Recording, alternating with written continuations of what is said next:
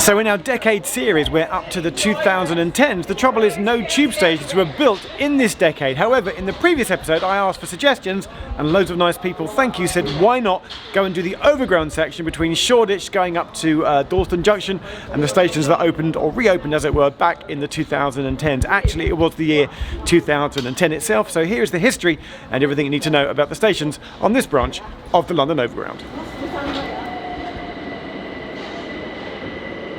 So this section of the Overground uses an old railway line that used to run into Broad Street Station. That was a London terminus located right next to Liverpool Street, and it was closed in 1986 and demolished. Also, the nearby East London line, which had originally been part of the Metropolitan line, ran an underground service into Shoreditch Tube Station, but that closed in 2006 so that the whole line could be transformed into the new London Overground. And this bridge over Shoreditch High Street was installed in March 2008 to allow the Overground services to run here.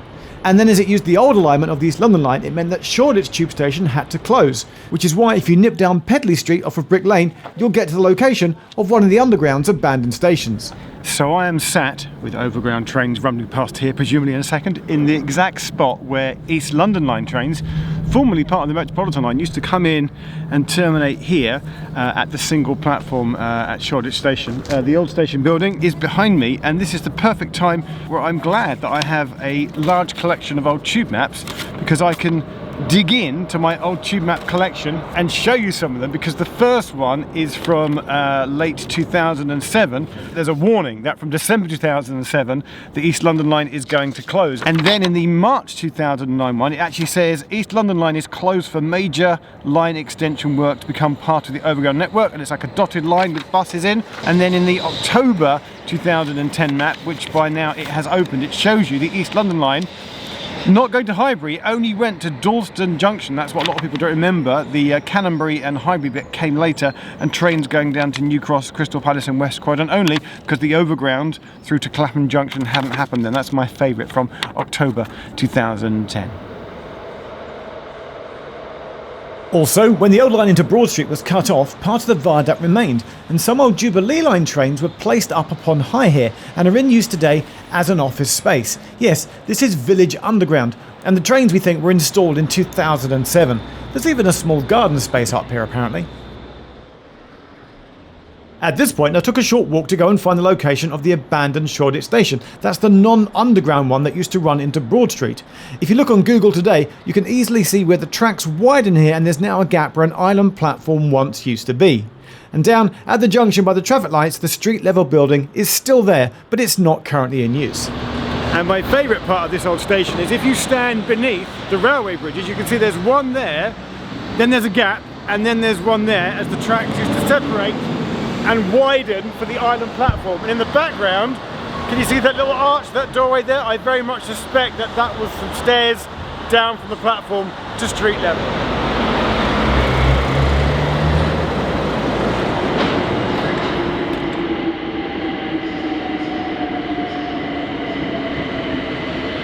Now, Haggerston station on this section of the Overground was a reopening of the former station that had closed in 1940.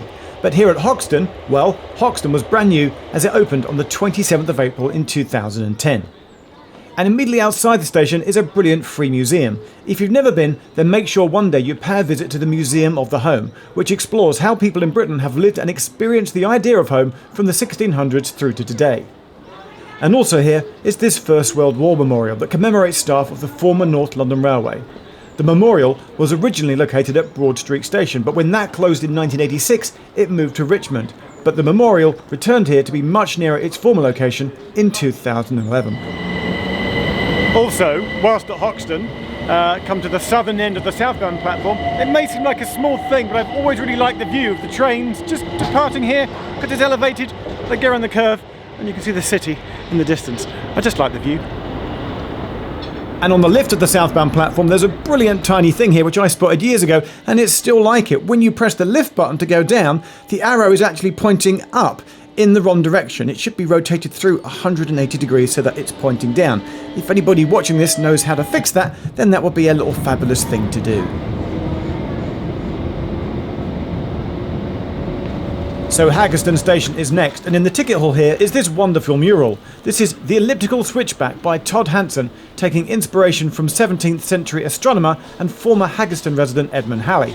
The Overground, remember, is using here the original alignment of the North London line down into Broad Street, so all of the railway is elevated. And whilst that looks impressive at stations, it's even more impressive just a minute's walk away down at one of my most favourite spots to photograph in London. This is the point where the Overground crosses over the Regent's Canal.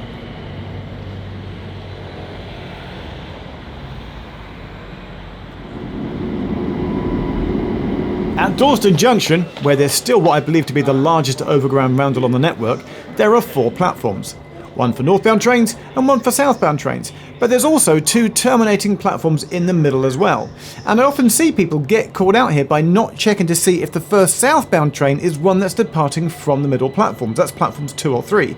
Most people just head for platform 4, assuming that that's where the next departure will be from, but that's not always the case. And it's from platform 4 where you can see this.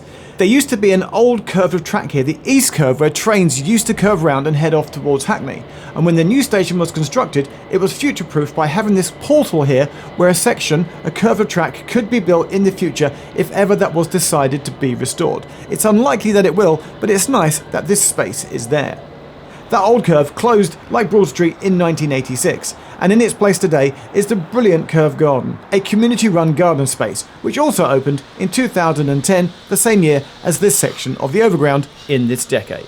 And that seemed like the perfect place to end my day. And the good news for me is that Dalston Curve Garden has just opened up, which means I can go in and grab a shot of where the railways used to run, along with a drink, get a cup of coffee, all that kind of good stuff. Do come and ride this line, this bit of the Overground, if you've never done it before.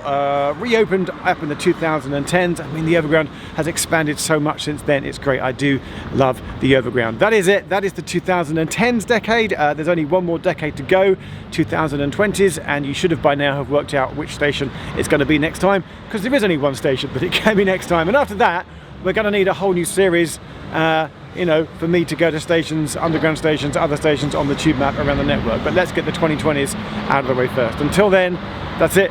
Thanks for watching. See you in the next video.